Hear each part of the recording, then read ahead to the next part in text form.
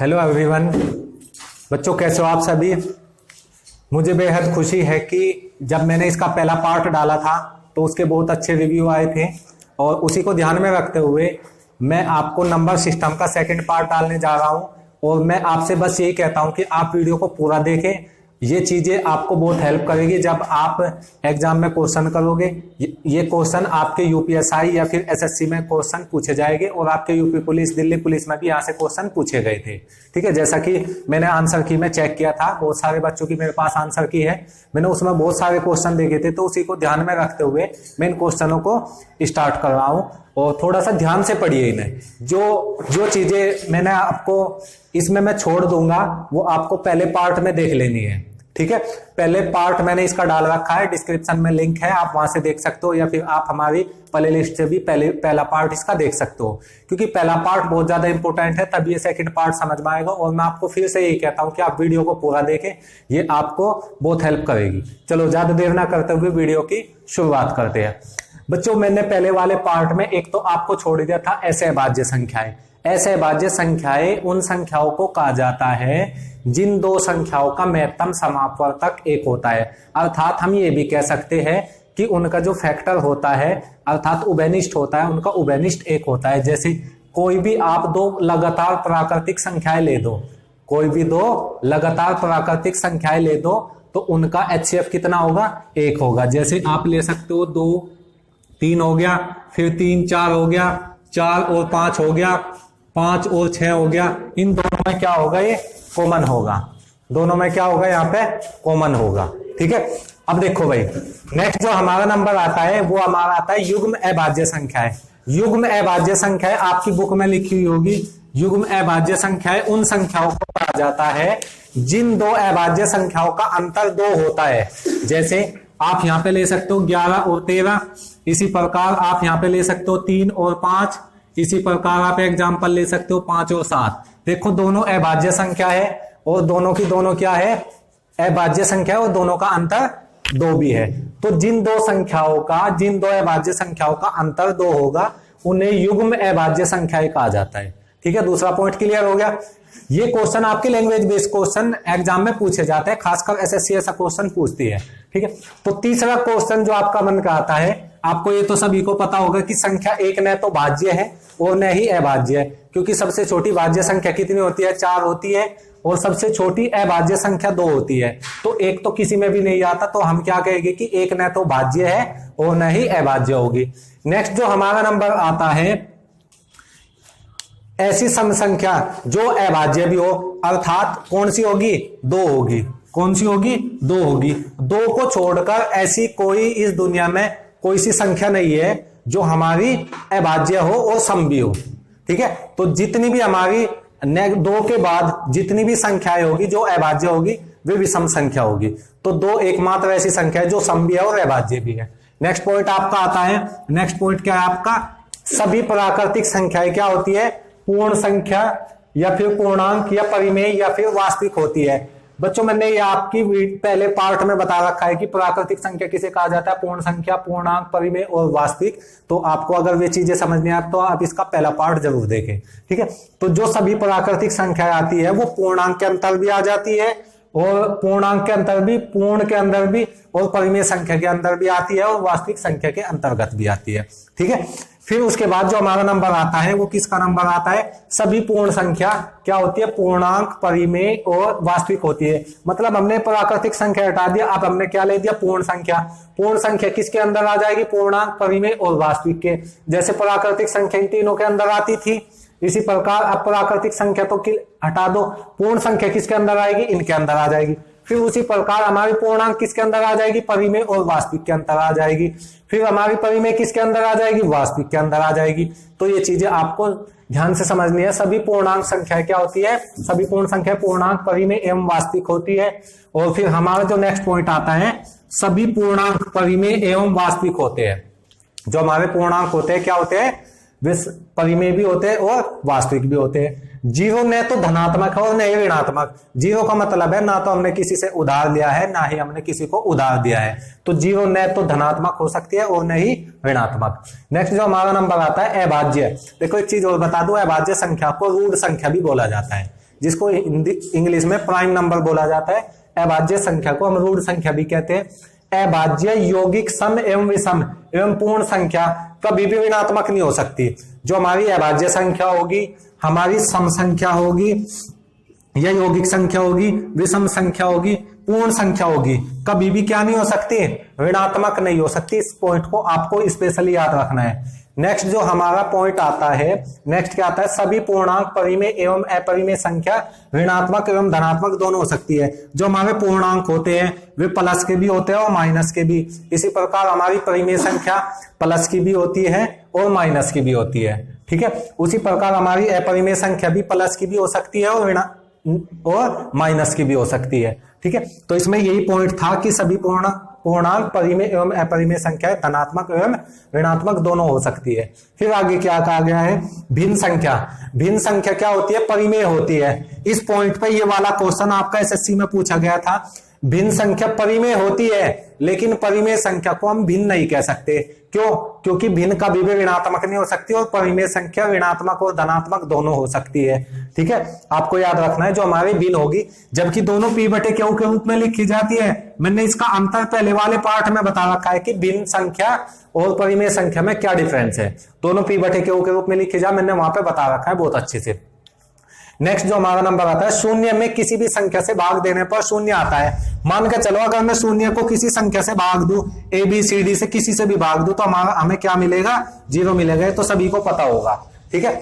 एक चीज most important point, किसी भी पाड़े का योग उस संख्या के 55 गुणे के बराबर होता है। जैसे अगर मैं आपका लेता हूं 2 का पाड़ा, तो 2 का पाड़े का जो योग होगा 2 4 6 8 10 12 14 16 18 20, जो योग आएगा वो कितना आएगा, 55 का गुणा आएगा। मतलब 55 की 2 में गुणा कर दो, 55 दूनी 110 हो जाएगा। तो 2 के पाड़े का योग कितना होगा, 110। अगर मैं 3 का पाड़ा लेता हूं तो 3 के पाड़े का योग कितना होगा, 3 गुणा 55। तो 55 कितना हो जाएगा, 3 पंजे 15, 3 पंजे 15, 116, 165। अगर मुझे 4 के पाड़े का योग देखना है तो 220 हो जाएगा, ठीक है। तो हर एक के पाड़े का योग कितना होता है, 55 गुणा होता है। उस संख्या का 55 गुणा होता है। नेक्स्ट जो हमारा पॉइंट आता है, नेक्स्ट पॉइंट आता है हमारा, किसी भी संख्या में शून्य का भाग देने पर परिभाषित नहीं होगा। मतलब अगर किसी संख्या को ABCD को अगर मैं 0 से भाग देता हूं तो वो क्या मिलता है, मुझे अनंत मिलता है। और अनंत को ही बोला जाता है अपरिभाषित। इसको हम परिभाषित नहीं कर सकते, ठीक है। ये चीज आपको समझ में आ गई होगी। नेक्स्ट पॉइंट आता है हमारा जातीय मान और स्थानीय मान। इसको समझ लेंगे। जैसे अगर मैं लिखता हूं 52 84, तो इसमें 2 का जातीय मान क्या होगा, जो जातीय मान वह संख्या होती है जो उसमें रखी हुई होती है। अर्थात जैसे जातीय मान क्या, अगर हमें 2 का जातीय मान निकालना है तो आपका आंसर हो जाएगा 2। अगर आपको 8 का जातीय मान निकालना है तो आपका आंसर हो जाएगा 8। अगर आपको 4 का जातीय मान निकालना है तो आपका आंसर हो जाएगा 4। 5 का जातीय मान निकालना है तो 5 हो जाएगा। जिस संख्या का भी जातीय मान निकालने के लिए कहा गया है उस संख्या, वही संख्या क्या होती है, हमारी जातीय मान के बराबर होती है। जैसे इस संख्या में 2 का जातीय मान पूछा गया तो 2 होगा, 8 का जातीय मान पूछा गया तो 8 होगा, 5 का जातीय मान पूछा गया तो 5 होगा, और 4 का जातीय मान पूछा गया तो 4 होगा, ठीक है। नेक्स्ट जो हमारा नंबर आता है स्थानीय मान का। स्थानीय मान, अगर मैं इसी संख्या का एग्जाम्पल लू 52 84, ये एग्जाम्पल लिया, तो अगर मुझे इसका स्थानीय मान निकालना है तो अगर 2 का स्थानीय मान निकालना है तो 2 लिखो, उसके आगे जितने भी अंक है उतनी 0 लगा दो। अगर मुझे 8 का स्थानीय मान निकालना है तो 8 का क्या हो जाएगा, 8 लिखो, उसका आगे जितना अंक है उतनी 0 लगा दो। उसके बाद अगर मुझे 4 का जातीय मान निकालना है स्थानीय मान, तो 4 लिखो, उसका आगे कोई अंक था नहीं तो उसके आगे हम 0 नहीं लगा सकते, तो इसका स्थानीय मान 4 ही होगा। अगर मुझे 5 का जातीय मान लिखना है तो क्या होगा, 5 लिखो और उसका आगे 3 अंक है तो 3 0 लगा देंगे। तो जातीय स्थानीय मान और जातीय मान आप मुझे उम्मीद है कि आप अच्छी तरह से निकाल लोगे, ठीक है। नेक्स्ट जो हमारा नंबर आता है, नेक्स्ट नंबर किसका आता है, 2 परिमेय संख्याओं का योग एवं गुणनफल किसके बराबर होता है, परिमेय संख्या के बराबर होता है। ये चीजें आपकी फालतू की चीजें नहीं है, ये आपके पेपर में बहुत हेल्प करेगी, ठीक है। तो इसको आप फालतू में काउंट मत कीजिएगा।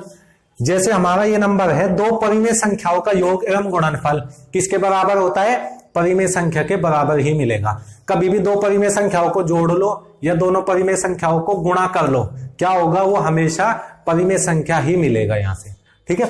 नेक्स्ट जो हमारा नंबर आता है वो किसका आता है, 2 अपरिमेय संख्याओं का योग अथवा गुणनफल कभी क्या आ जाता है, परिमेय संख्या आ जाता है और कभी अपरिमेय। जैसे अगर मैं आपका एग्जांपल लूं यहाँ पे, अगर रूट पांच कैसी है, अपरिमेय संख्या, और रूट 5 दोनों को जोड़ दो, तो दोनों को जोड़ेंगे तो क्या मिलेगा, 2√5। तो देखो मुझे क्या मिला, दोनों का अपरिमेय संख्याओं का योग अपरिमेय संख्या ही मिला। लेकिन अगर मैं इन दोनों की गुणा करता हूं, जैसे √5 गुणा √5, तो हमें क्या मिलेगा, √5 गुणा √5 5 मिलेगा, अर्थात 5 कैसी है, हमारी परिमेय संख्या है।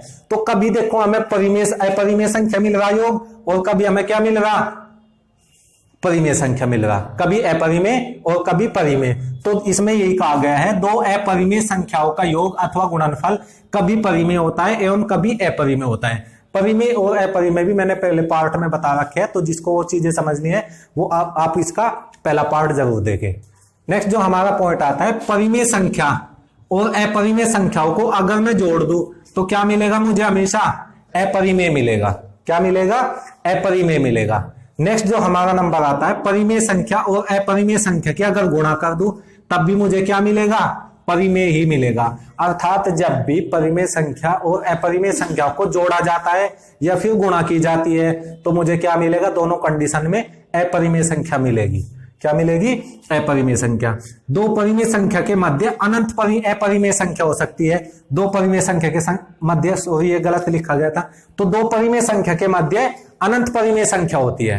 कितनी होती है, जैसे अगर आपको दो परिमेय संख्या के मध्य एक अपरिमेय संख्या निकालनी है तो इसका फॉर्मूला आपका होता है, जैसे आपको एक तो संख्या है x और एक संख्या है y, दोनों की दोनों परिमेय है, इसके मध्य मुझे निकालनी है अपरिमेय संख्या, तो उसका निकालने का सूत्र होगा x + y/2। मतलब दोनों संख्याओं को जोड़ दो और उसका आधा कर दो। ये वाला मिल जाएगा, मान के चलो यहां से मिल गई, ये तो थी हमारी 8, ये थी हमारी 10, तो हमारे बीच में क्या आ गई, यहाँ पे 9 आ गई। तो जब 9 करेंगे तो 9 कैसा आएगा, 8 और 9 को ले दो, इसके बीच में एक अपरिमेय संख्या मिल जाएगी, फिर 8 और जो इसके बीच में आएगी उन्हें ले दो, तो इसी प्रकार बहुत सारी परिमेय संख्या आती जाएगी। अर्थात हम ये कह सकते हैं कि दो परिमेय संख्याओं के बीच अनंत अपरिमेय संख्या होती है। जितनी इधर आएगी उतनी इधर भी आएगी, फिर उधर बीच बीच में आती जाएगी, तो हम ये कह सकते हैं कि दो परिमेय संख्याओं के मध्य अनंत परिमेय संख्या होती है। ठीक है, उम्मीद है कि आपको ये भी पॉइंट समझ में आ गया होगा। नेक्स्ट जो हमारा पॉइंट आता है, अपरिमेय संख्याओं का दशमलव निरूपण अनंत एवं अनावर्ती होता है। अपरिमेय संख्याओं का दशमलव निरूपण क्या होता है, अनंत एवं अनावर्ती होता है। अनावर्ती का मतलब क्या है, इसको समझ लेंगे एक बार। अनावर्ती का मतलब ये है, जैसे अगर आपका ये आता है इसमें √5, तो √5 का मान क्या है आपका 2.15789 कुछ भी इस तरह का दे दिया, 52347 इस तरह के पॉइंट दे रखा। अब देखो यहां से भी कहीं से भी साइकिल नहीं बन रही, मतलब कहीं पे भी चक्र नहीं बन पा रहा, तो हम इसे क्या कहेंगे, इसे कहेंगे हम कि एक तो ये अनंत तक का जा रहा और एक इसमें आवर्ती नहीं आ रहा। अर्थात ये नहीं कह सकते कि इसमें चक्र नहीं बन पा रहा। क्या नहीं बन पा रहा, चक्र नहीं बन पा रहा। जैसे 157 आ जाता, फिर 157 अर्थात हम वहां कह सकते थे कि 157 चक्र बन रहा। जहां पे चक्र बनेगा उसे बोलेंगे हम आवर्ती, और अगर चक्र नहीं बनेगा तो उसे बोलेंगे हम अनावर्ती। तो हम इसे क्या कहेंगे, अपरिमेय संख्याओं का दशमलव निरूपण अनंत होता है एवं अनावर्ती होता है। ठीक है, नेक्स्ट जो हमारा पॉइंट आता है, प्रत्येक सम संख्या का वर्ग सम संख्या होता है। ये तो आपको सभी को पता होगा, प्रत्येक सम संख्या का वर्ग सम संख्या होता है। और नेक्स्ट हमारा पॉइंट क्या है, प्रत्येक विषम संख्या का वर्ग क्या होता है, विषम संख्या होता है। ठीक है, आपके कुछ पॉइंट थे, जो बाकी पॉइंट रह चुके हैं वो मैं नेक्स्ट पार्ट में करा दूंगा, और मैं विभाज्यता के नियम भी करा दूंगा नेक्स्ट पार्ट में। वीडियो अच्छी लगी है तो वीडियो को लाइक करें और हमारे चैनल को सब्सक्राइब करें। वीडियो को अपने दोस्तों के साथ शेयर करना बिल्कुल भी मत भूलें। धन्यवाद।